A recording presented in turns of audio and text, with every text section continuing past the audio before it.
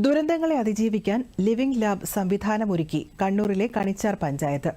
വിദേശ രാജ്യങ്ങളിൽ ഫലപ്രദമായി നടപ്പാക്കിയ ഈ പദ്ധതി രാജ്യത്ത് ആദ്യമായി കണിച്ചാറിലാണ് ആരംഭിച്ചിരിക്കുന്നത്. റിപ്പോർട്ട് കാണാം.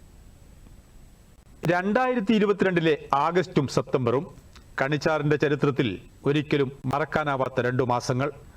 പഞ്ചായത്തിന്റെ വിവിധ ഭാഗങ്ങളിലുണ്ടായ ഉരുൾപൊട്ടലിൽ 3 ജീവനുകളാണ് അന്ന് നഷ്ടമായത്.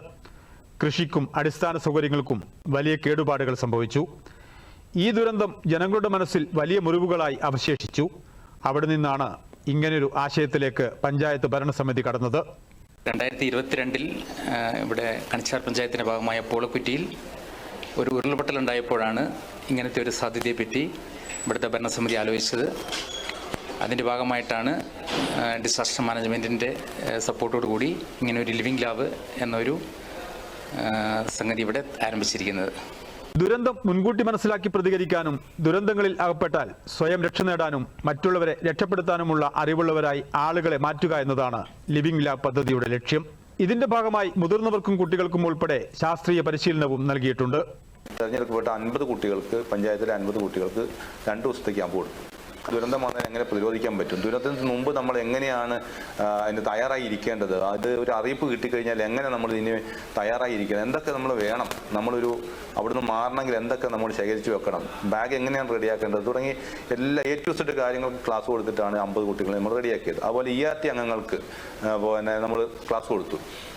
ഇവർക്ക് 60 പേർക്കുള്ള ERTനെ നമ്മൾ തയ്യാറാക്കിയിട്ടുണ്ട്. വയനാട് ജില്ലയുടെ അതിർത്തിയോട് ചേർന്ന് ഏലപീടികയിലെ മലമുകളിൽ സ്ഥാപിച്ച മുന്നറിയിപ്പ് സംവിധാനം വഴിയാണ് പഞ്ചായത്തിലെ ജനങ്ങളിലേക്ക് വിവരങ്ങൾ എത്തുക.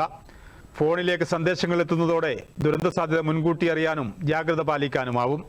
പ്രദേശത്ത് പെയ്യുന്ന മഴ, അതുപോലെ വെയില്, ഈ ടെമ്പറേച്ചർ, പിന്നെ താപനില, അതുപോലെ വീശുന്ന കാറ്റ് എത്രത്തോളമാണ് എന്നുള്ളത് മനസ്സിലാക്കിക്കൊണ്ട് ഇത് ജനങ്ങളിലേക്ക് എന്ത് ചെയ്യുന്നു, സന്ദേശങ്ങളായിട്ട് എത്തിക്കുകയാണ് ചെയ്യുന്നത്. സംസ്ഥാന ദുരന്ത നിവാരണ വകുപ്പ് നടത്തിയ പഠനത്തിൽ ചെങ്കുത്തായ മലഞ്ചെരിവുകൾ ഉൾപ്പെടുന്ന കണിച്ചാർ പഞ്ചായത്തിലെ 8 ചതുരശ്ര കിലോമീറ്റർ പ്രദേശം മണ്ണിടിച്ചിൽ സാധ്യതയുള്ളതാണെന്നും ഇതിൽ 2 ചതുരശ്ര കിലോമീറ്റർ അതിതീവ്ര മണ്ണിടിച്ചിൽ സാധ്യതയുള്ള മേഖലയിൽപ്പെടുന്നതാണെന്നും കണ്ടെത്തിയിരുന്നു. അതിജീവനത്തിലും പുതിയ മാതൃക സൃഷ്ടിച്ച് കണിച്ചാർ പഞ്ചായത്ത് മുന്നോട്ട് കുതിക്കുമ്പോൾ ദുരന്തങ്ങളെ ഫലപ്രദമായി നേരിടാൻ സമൂഹത്തെ സജ്ജമാക്കുന്ന പുതുവഴിയാണ് തുറക്കപ്പെടുന്നത്. ശ്രീനി ആലക്കോട്, ദൂരദർശൻ ന്യൂസ്, കണ്ണൂർ.